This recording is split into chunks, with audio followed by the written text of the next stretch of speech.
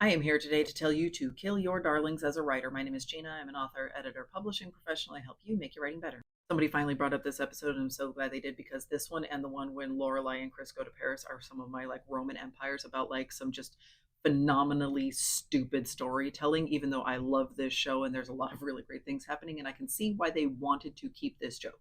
The setup here is that Rory's under an immense amount of pressure and she wakes up late for school. She wakes up late for a really important exam that she's not going to be allowed to make up.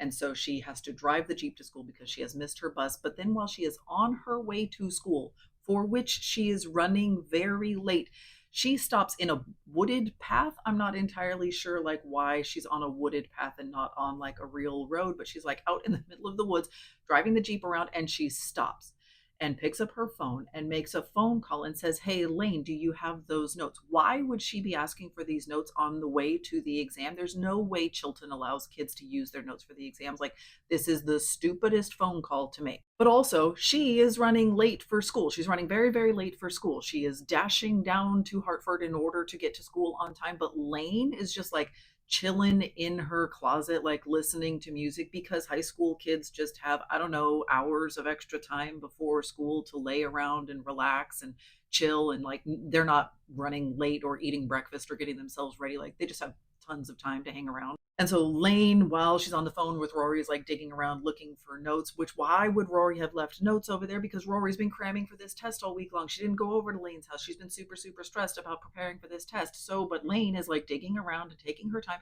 And then Rory gets hit by a deer. A deer slams into the side of the Jeep and then runs away. And of course, we have this really, really funny joke in which Rory goes, "Oh my gosh, I got hit by a deer." And Lane is like, "You hit a deer?" She goes, "No, I got hit by a deer." And then they play this joke like 4 or 5 times throughout the rest of the show. Now, the positive lesson that I think you can take from this is one that is a very good joke, right? That is a genuinely funny thing. Like, she got hit by a deer, and the fact that everybody gets confused in the exact same way, where she says, "I got hit by a deer." "You mean you hit a deer?" "No, I mean I got hit by a deer." They play it just enough times throughout the episode, right? Where sometimes you really have to hammer a joke a couple of times in order for it to be as funny as it can possibly be. And the writers do a perfect job of that. So there are some like positive lessons to learn from this. It's a very well crafted joke. They deliver it well over and over again, and they hit it the exact right number of times. I think if they had gone one more, it would have felt like too many, but one fewer, and it would have been like, why'd they repeat that? But because they do it, I think it's either 3 or 4 times, it just is pitch perfect.